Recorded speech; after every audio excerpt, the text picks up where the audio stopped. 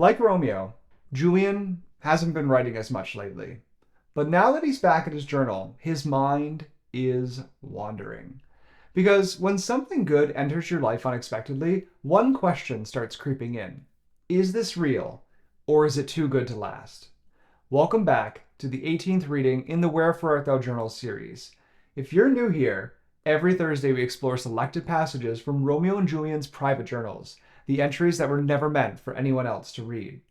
Before we dive in, if you are not already subscribed, go ahead and hit that subscribe button so you can follow the journey every week. And don't miss our Monday shorts where I share sneak previews of what's coming and extra behind the scenes insights.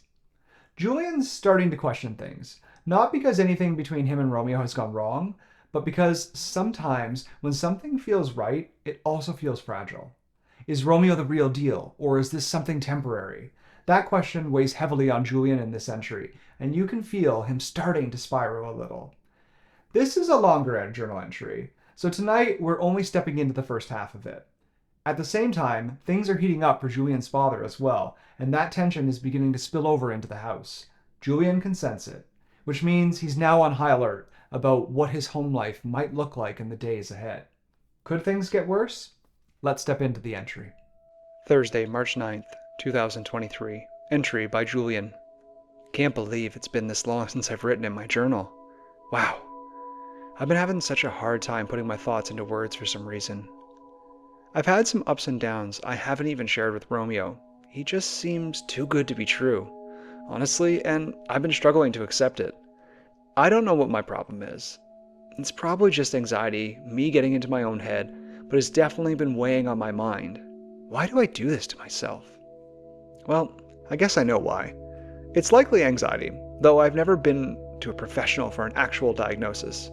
But, as the Magic 8-Ball says, all signs point to yes. That's me trying to laugh it off so I don't drive myself completely crazy. Romeo seems to genuinely care, or at least it feels that way. Sometimes, though, I wonder, is this just a front? Every now and then, I go down this rabbit hole and it's been one of those weeks, even though Romeo and I have still been talking nonstop. What if he finds someone else he's more attracted to? What if I'm just someone to pass the time with because he's lonely at his new school? Am I being used? But then I remind myself, he keeps trying. He makes an effort to see me, to talk to me, to connect. I can't help but overthink it. Or am I just being realistic? Despite my doubts, I can't get over how chill and relaxed he always seems. Like on Monday, Aiden showed up while we were having lunch under the tree. The second I saw him, my nerves kicked in. Obviously, Aiden knows JJ, and a million thoughts ran through my head. What if Aiden tells JJ he saw me having lunch outside with some random guy he didn't recognize? Now that I think about it, JJ could see me too. Romeo and I are literally sitting on school property where the entire student body can see us. Yeah, I'm definitely going to have to address this with him tomorrow before I drive myself even crazier. I can feel my thoughts spiraling.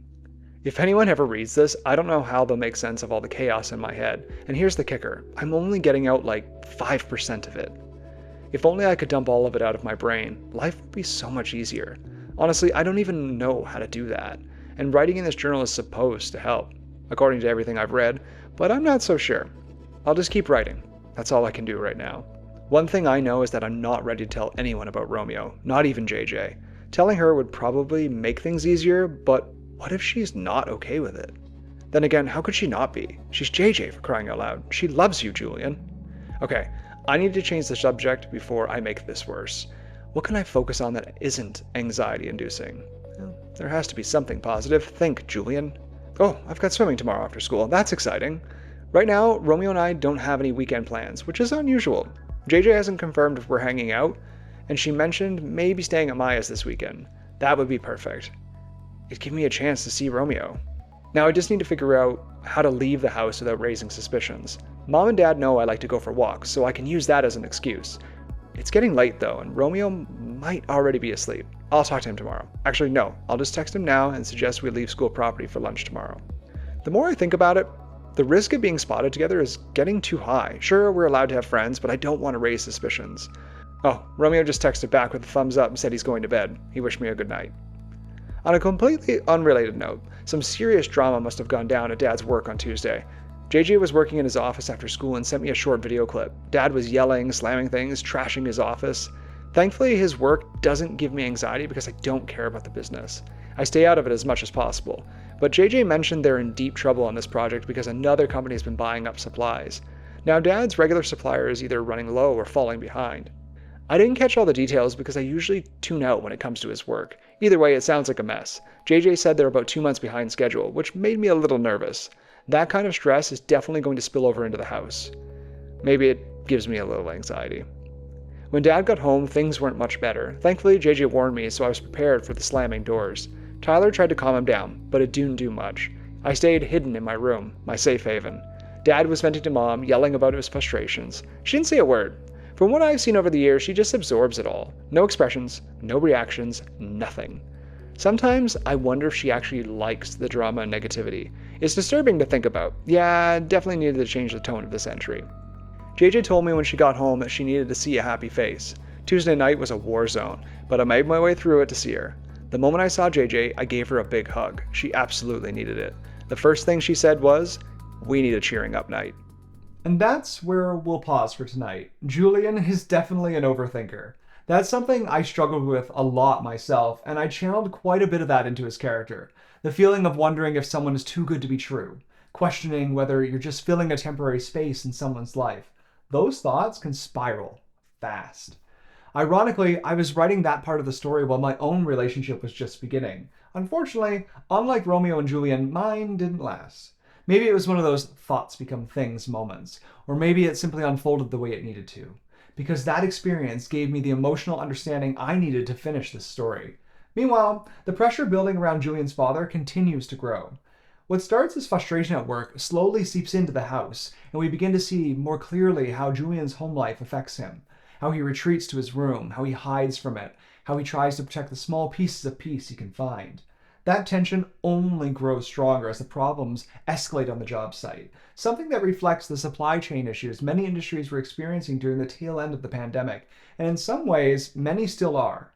Thankfully, JJ steps in. Like the fierce protector she is, she pulls Julian away for the night, giving him a small escape from the storm brewing at home. Sometimes that's all someone needs. Well, she needs it too. Just one small, safe place to breathe.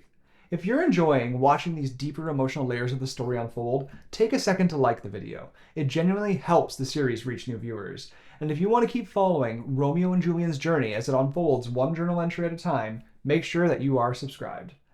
I'd love to hear from you in the comments. Have you ever worried that something good in your life might be too good to last?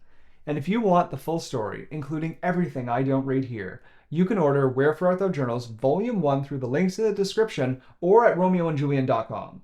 Until next Thursday, keep your heart open, your journal close, and your story unfolding.